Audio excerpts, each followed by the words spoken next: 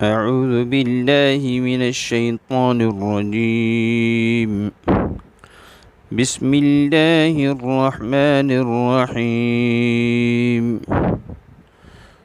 قل هو الله أحد الله الصمد لم يلد ولم يولد ولم يكن له كفوا أحد. صدق اللہ العظیم۔ یہ سورہ اخلاص مکی ہے اور بعض علماء کے نزدیک یہ مدنی ہے۔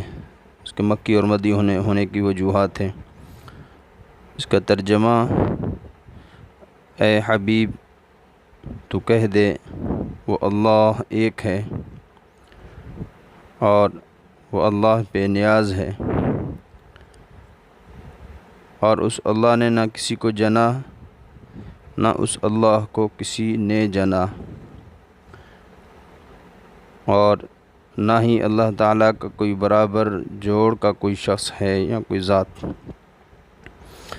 اس کا سبب نزول یہ ہے کہ ایک مرتبہ مشرکین نے آپ صلی اللہ علیہ وسلم سے کہا اپنے رب کی صفات اور نسب بیان کیجیے۔ اس پر یہ صورت نازل ہوئی، جیسے کہ در منثور میں ہے، بہت ساری اسانید کے ساتھ آئی ہیں۔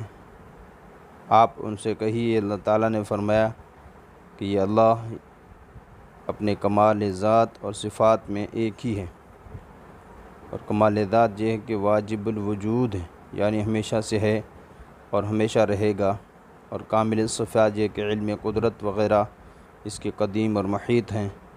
اللہ بے نیاز، یعنی وہ کسی کا محتاج نہیں اور اس کے سب محتاج ہیں۔ اس کی اولاد نہیں ہے اور نہ وہ کسی کی اولاد ہے اور نہ کوئی اس کے برابر کا ہے۔ اس شان نزول کہ ترمذی، حاکم وغیرہ کی روایت میں ہے کہ مشرکین مکہ نے حضور اکرم صلی اللہ علیہ وسلم سے اللہ تعالیٰ کا نسب پوچھا تھا۔ ان کے جواب میں یہ صورت نازل ہوئی۔ دوسری بعض روایت میں یہ سوال یہود مدینہ کی طرف منسوب ہے کہ اسی لیے اس صورت کے مکی یا مدنی ہونے میں اختلاف ہے۔ حضرت عبداللہ بن مسعود، حضرت حسن بصری، عطا اور اکرمہ، جابر رضی اللہ عنہم نے اس کو مکی کہا ہے، اور قتادہ، ضحاک وغیرہ نے مدنی، اور حضرت ابن عباس رضی اللہ عنہ سے دو قول منقول ہیں۔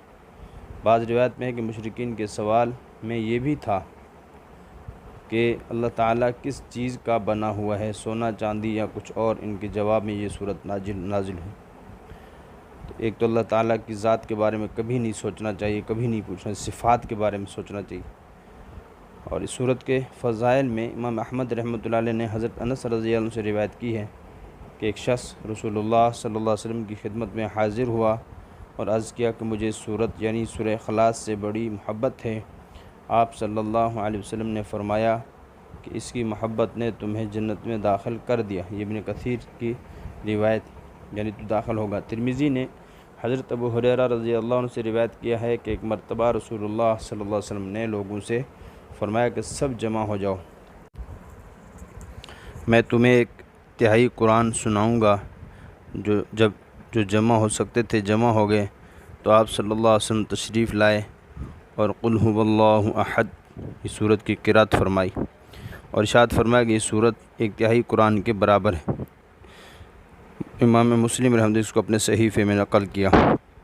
ابو داؤد، ترمذی، نسائی نے ایک طویل حدیث میں روایت کیا ہے کہ رسول اللہ صلی اللہ علیہ وسلم نے فرمایا کہ جو شخص صبح اور شام قل هو اللہ احد اور معوذتین یعنی آخری صورتیں قل اعوذ برب الفلق اور قل اعوذ برب الناس پڑھ لیا کرے تو یہ اس کے لیے کافی ہے، اور ایک روایت میں ہے کہ اس کو ہر بلا سے بچانے کے لیے کافی ہے۔ امام احمد بن حنبل رحمۃ اللہ علیہ نے حضرت عقبہ بن عامر رضی اللہ عنہ سے روایت کیا ہے کہ رسول اللہ صلی اللہ علیہ وسلم نے فرمایا کہ میں تم کو ایسی تین صورتیں بتاتا ہوں کہ جو تورات، انجیل، زبور، قرآن سب میں نازل ہوئی ہیں۔ فرمایا کہ رات کو اس وقت تک نہ سوو جب تک ان تینوں صورتوں کو یعنی قل هو اللہ احد، معوذتین کو نہ پڑھ لو۔ حضرت عقبہ رضی اللہ عنہ کہتے ہیں اس وقت سے میں نے کبھی ان کو نہیں چھوڑا۔ تو کافی ہونے کا مطلب یہ نہیں ہے کہ آدمی قرآن پاک کو پڑھنا ہی چھوڑ دے، اس لیے کہ برابر ملتا ہے۔ کبھی اگر نہ پڑھ سکے قرآن پاک دے پڑھ لے تو اس کا اجر ضرور ملے گا، قرآن کو مستقل پڑھتے رہے۔